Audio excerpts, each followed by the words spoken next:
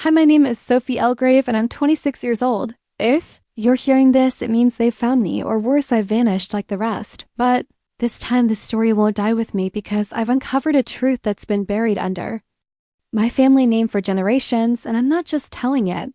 I'm finishing it. Before we begin, please subscribe, like, and share. This story to help uncover what others tried to erase. This story is written and edited by Dark Lifeside Diaries. Hi.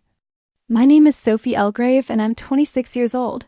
I live alone in a 2-story house my grandmother left me after she passed, or as the coroner put it, vanished during her sleep. That phrase never sat right with me. She didn't disappear into thin air. Her body was gone. No sign of forced entry, no explanation, just her open bedroom window, her slippers still warm, and a trail of muddy footprints leading back into the woods behind the house. The same woods she warned me to never enter alone. I never really knew my family. My parents died in a car crash when I was 9, and Grandma Elgrave raised me in this cold, creaky house in the hills of Vermont. She never spoke about her past, but she had rules: always lock the attic, never touch the paintings, and never ever ask about Uncle Caleb. I never understood those rules until last week. That's when the attic door unlocked itself. I hadn't been up there in years, but that day the lock was on the floor, snapped clean in half, like someone or something wanted me to go, and I climbed the stairs with a flashlight and a gut full of dread. The air was thick, musty, but the coldness wasn't just temperature. It was like something had been waiting in silence in the attic among old trunks and dusty books. There was one thing uncovered: a portrait life-size wrapped in glass.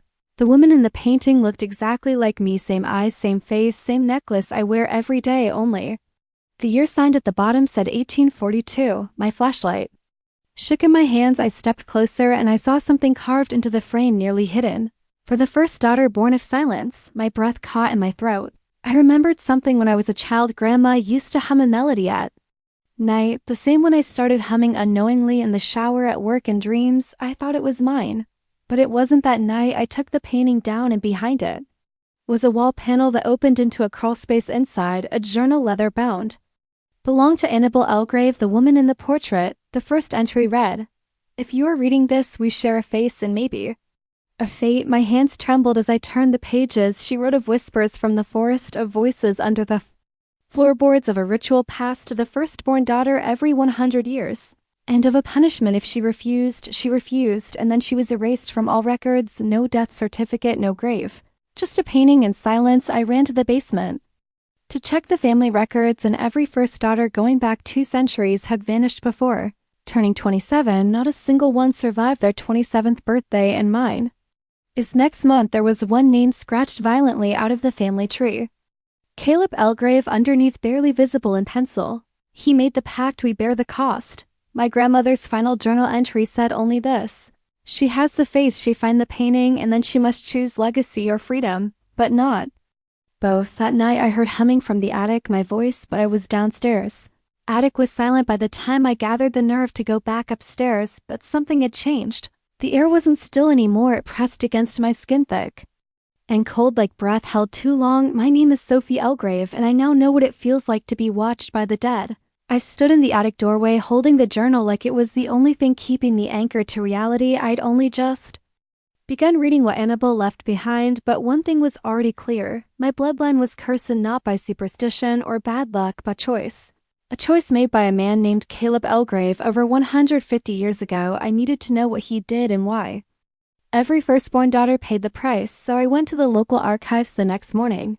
It was the kind of small-town building that smelled like mildew and forgotten arguments. No one had accessed the Elgrave records in over 20 years. I signed the guest book. The old librarian glanced up and frowned when she saw my last name.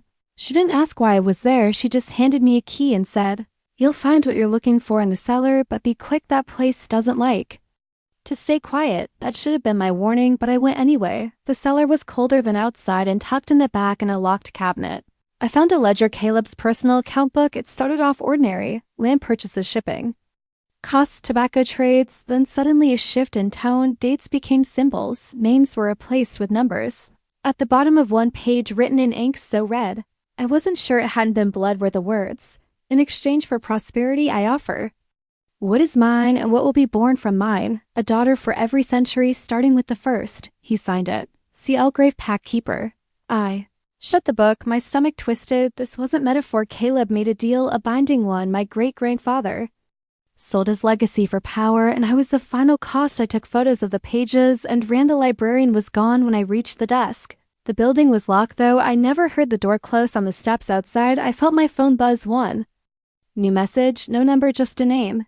Annabelle. I opened it, a voice recording. It was my own voice humming that same lullaby, but it ended in a whisper. I hadn't said. They're waking up. That night I dreamed of fire. I was in the woods behind the house, standing in a circle of women. All of them looked like me, eyes hollow, lips stitched, hands outstretched toward the trees.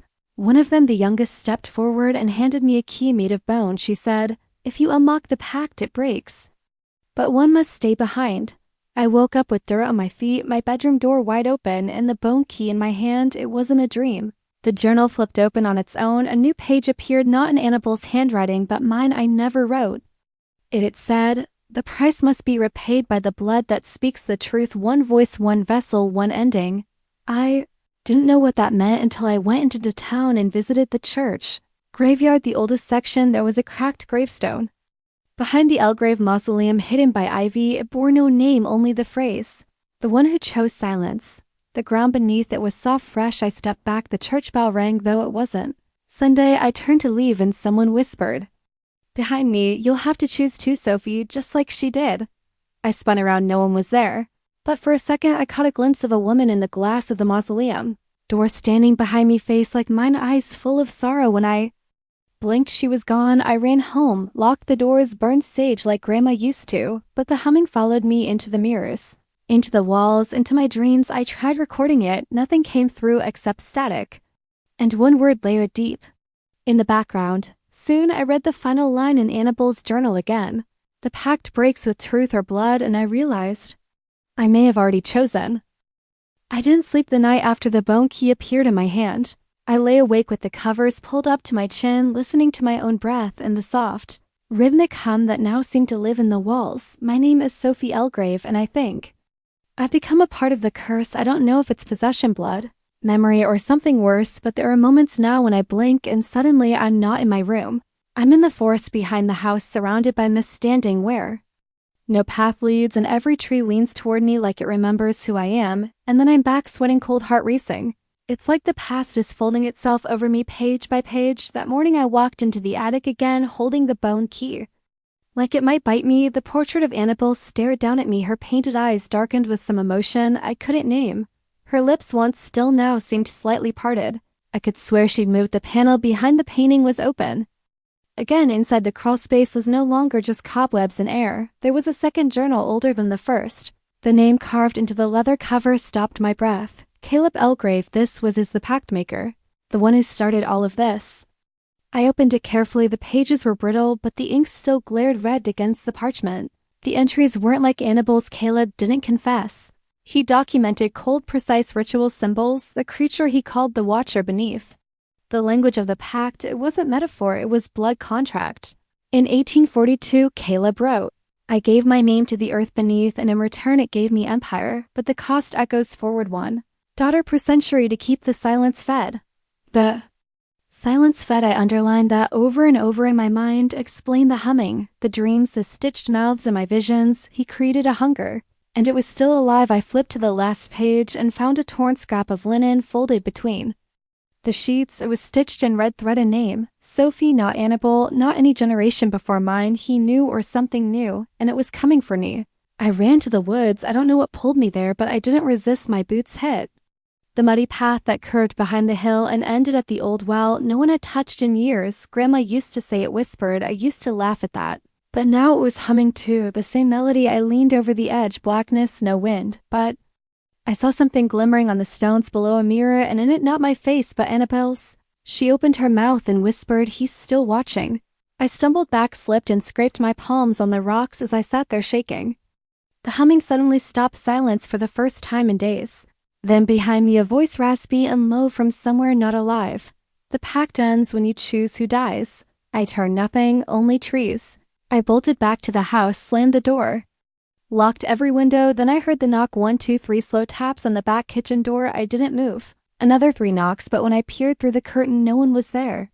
Only the journal. Caleb's, now lying on the porch, open too. A new page, I hadn't seen it before. The ink was fresh, still wet. Read, if the seventh refuses, the silence will take them all. One can stay or all will fade. I'm the seventh. I always was. I didn't ask for this, but it doesn't matter anymore. The curse isn't passive, it's hungry, and it's testing me that night. I heard my grandmother's voice for the first time since she died. She was in the hallway outside my room humming. Then softly calling my name, Sophie. I opened. The door, there she stood, whole smiling, but her eyes weren't her eyes. They were stitched black thread blood on her collar. She held out her hand, and at the same bone key, finish what he began, she whispered, or lose everything then. She crumbled into ash. I haven't left the house since I've sealed the attic, burned the journals, but still. The humming returns louder, closer, and last night in the mirror, it wasn't Annabelle I saw, it was me, but my mouth was stitched shut. I haven't slept in 3 nights. I don't think I can anymore. Every time I close my eyes, I hear the humming, no longer distant, no longer soft. Now it's inside my head, my blood like an infection. It pulses with my heartbeat. I'm Sophie Elgrave.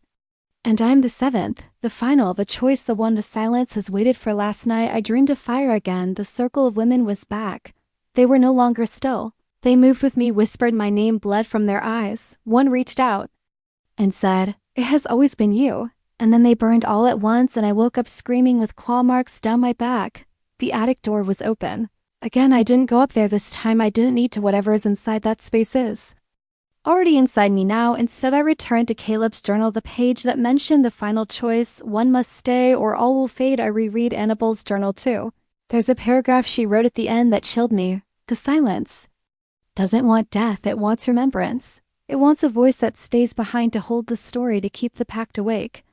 I thought I understood it. I didn't, but something clicked in me after I visited the oldest church in town again. I don't know what pulled me there. Maybe the curse guiding me like a string around my wrist, but the grave was still there, the nameless one. The stone now cracked deeper, split down the middle. Something was trying to escape beneath it. I could feel the hum. Through the ground, I dropped to my knees, pressing my hands against the dirt, and whispered, "What do you want from me?" And I swear to God, the dirt pulsed under my skin like it was breathing. It whispered back, "Stay." I stumbled back, ran into the woods behind the church, not sure if I was still awake or hallucinating. I tripped, fell, hit my head, and when I looked up, I was somewhere else. A cabin, small ancient windows, blacked out with red cloth, smoke pouring from the chimney. I'd never seen it before, and yet I knew this is where he did it. This is where Caleb made the pact. I stepped inside. It was empty except for a chair, a basin of dark water, and a large mirror nailed to the wall. The glass shimmered unnaturally like it wasn't reflecting, but watching I approached, my reflection was gone. In its place, Caleb. His face got hollow eyes, a wicked grin stitched into his skin. He didn't speak, but words appeared in the fogged glass like breath on cold glass. "You are the last. If you speak my name, the pact ends." I whispered, "Caleb." The glass shattered, the basin behind me exploded. Water splashed my arms, but it wasn't water. It was thick like ink or blood, and in it floated a bone, a finger still wearing a ring my grandmother's. I ran. I don't remember the walk home. I blacked out. When I came to, I was lying in my bed, the bone ring clutched in my fist. The attic was humming again, but this time it was my voice I heard from above, not in a recording. Not in a dreamy present, speaking a language I've never learned, chanting in rhythm with the walls. I climbed the steps slowly, one by one. The humming stopped. At the top stood Annabelle, not a ghost, not a painting, flesh bone, but stitched at the mouth. She held out a candle made of bone and wax lit with a black flame. I stepped closer, in her other hand Caleb's journal opened to the final page, my name now written in the same red ink. Sophie Elgrave, the silence bearer. Annabelle's stitched mouth began to split open, slowly, thread snapping, skin tearing until blood poured from her chin. She looked at me and whispered, "Choose stay and carry the silence, or leave and let it spread." And suddenly, I understood the curse wasn't about death, it was about containment. Caleb made a deal, and each daughter after was forced to hold it, carry it, seal it within herself, alone, forgotten, silenced. That's why they vanished. That's why they were erased. They didn't die, they were kept held in the silence, buried in the name. And now it's my turn. Annabelle stepped back into the painting. I stepped forward. The attic grew black, and the house below faded. I held the bone candle and asked the only question that mattered. Will anyone remember me? A single word echoed, "No." The attic door has not opened in days, but the silence hasn't left. It follows me in mirrors and shadows, and the pause between thunder and breath. I feel it tightening inside my chest like thread winding around a spool. My name is Sophie Elgrave. And I'm the one they've been waiting for. I thought I had time, thought I could research more, find a loophole, outsmart a centuries-old curse. But the truth is this. There is no escape, only delay. The pact demands one thing, obedience, and Caleb made sure the price would follow us forever. I tried to leave the house 2 days ago. Packed a bag, walked to the edge of town. I didn't make it far. As soon as my feet crossed the iron gates at the edge of Elgrave property, the world changed. The sky turned red, the trees curled inward like dying fingers, and every house I passed stood empty. No cars, no voices, just wind and the humming. Louder than ever, every window I looked into showed my reflection, not walking but standing still in the same dress I wore as a child, bleeding from the mouth. I turned back. I didn't choose to. My body just turned, and I walked home in silence like something else had taken control. That night, I found a new message in the mirror, written in condensation. Across the bathroom glass, the silence must be held. When I wiped it away, my face was gone, replaced by Annabelle's, her mouth no longer stitched shut. She whispered, "You're almost ready." I dropped the candle. It didn't break. The black flame didn't flicker. It burned through the floor, instead slow and deliberate, revealing the original floorboards beneath those. A trapdoor hidden, nailed shut for decades. I pried it open with a crowbar from the shed. The wood screamed as it split. Below, a narrow tunnel stretched into the dark, carved from stone and dirt, marked by symbols. I now understand, without ever learning them, Caleb's symbols, the language of the pact. I lit the bone candle. It hummed as I stepped into the tunnel. I felt the weight of every Elgrave woman behind me. Whispers brushed my ears. Some wept, some prayed. One just said, "Finally." I walked for what felt like an hour before reaching a chamber round, perfectly circular, 7 chairs, all empty. Except the last, where Annabelle sat, real breathing, hair matted, dress tattered. She didn't look surprised. "You're the last," she said. "We all sat here once, but none of us ever left." She stood and held out the ring, the one I'd found in the well basin, the one that belonged to my grandmother. "When you wear this, the silence knows you've accepted." I didn't want it. I didn't want any of this, but I took it, slid it on. It pulsed like a second heartbeat. The humming stopped.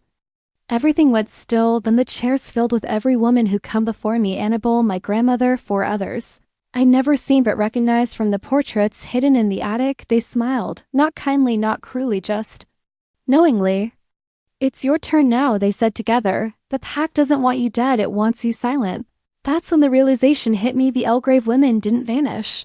They were sealed inside this chamber, not corpses, not ghosts, preserved, existing in a space outside of time, held in silence to keep the deal alive. Caleb had given away their futures for power, and now I was being offered the same burden, but there was something new in me, rage, fire. I looked around at the others and said, "Why didn't you break it?"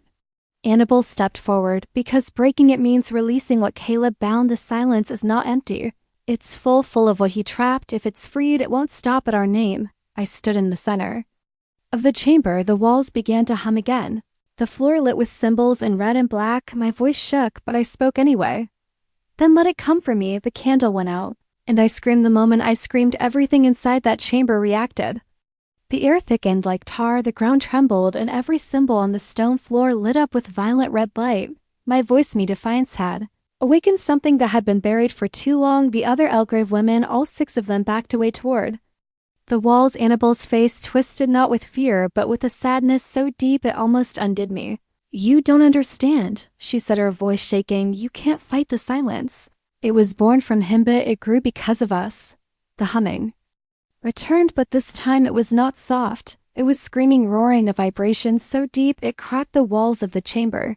I dropped the bone candle. The black flame exploded outward, swallowing the ceiling, the chairs, the stone beneath my feet. Suddenly, I wasn't in the chamber anymore. I was standing at the bottom of the well. Yes, the very same well behind the Elgrave house. Only now I could see what had always been hidden. Dozens, 100 soft bones lined the circular stone walls, small trinkets, lockets, letters folded shut, names etched with fingernails. Every woman who had been silenced was here. I reached for one of the bones, and my fingers burned.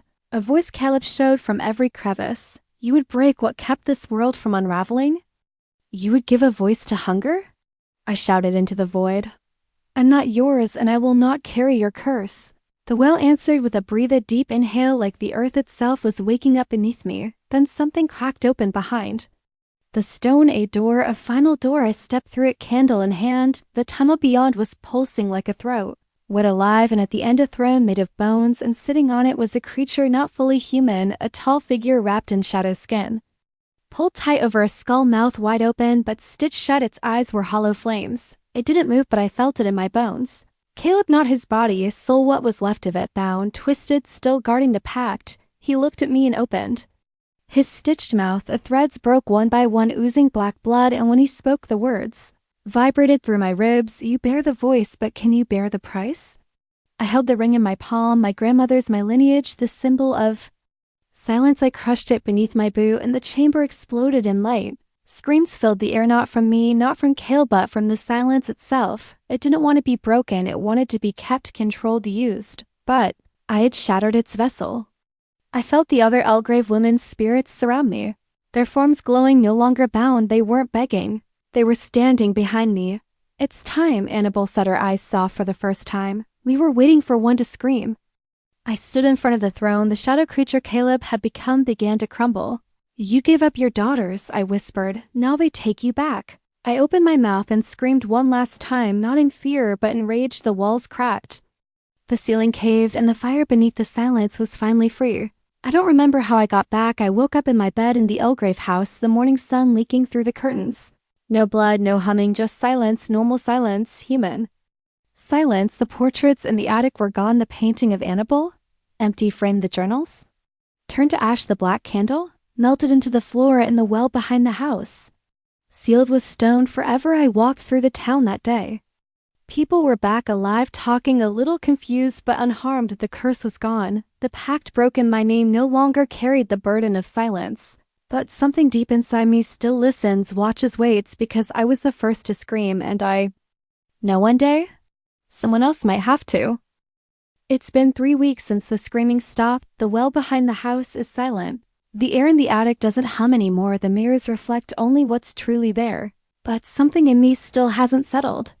My name is Sophie Elgrave, and even though I broke the pact, I carry its ashes in my breath. People in town don't remember the silence, not really. They know something happened, something strange. They whisper in coffee shops about the night the wind screamed, or how the church bells rang at 3 a.m. with no one pulling the ropes. But they don't know about Caleb or the Elgrave women or me.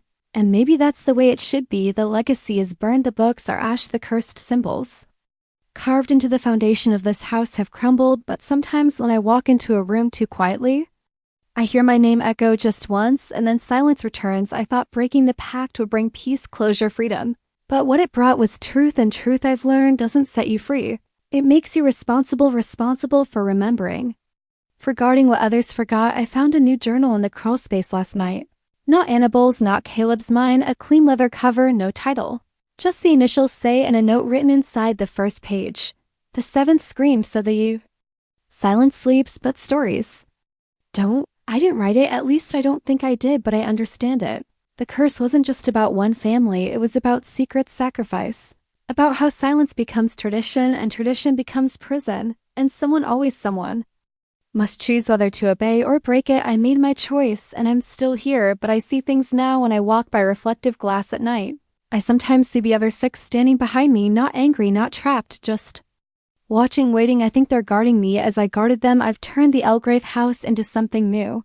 Not a crypt, not a shrine, a refuge. I teach local kids about our town's history now, but not the real one. Not yet. Someday someone will come looking like I did, someone who hears a voice in the walls or finds a bone key in the attic, and I'll know what to say or what not to. Until then, I write. I fill that journal with everything I saw, heard, remembered, because the silence may sleep. But I won't let it be forgotten, and when my time comes, when I feel the cold return or the humming begin again, I'll be ready. I won't run, I won't beg, I'll scream. Because I'm Sophie Elgrave, I was born into a name carved from pain and buried in secrets, but I live to tell it and know. So will you thank you for listening to my story? If it reached you, really reached you, then do one thing for me: subscribe, share, like, let this story live, let it breathe. Because stories are how we survive the things that try to silence us.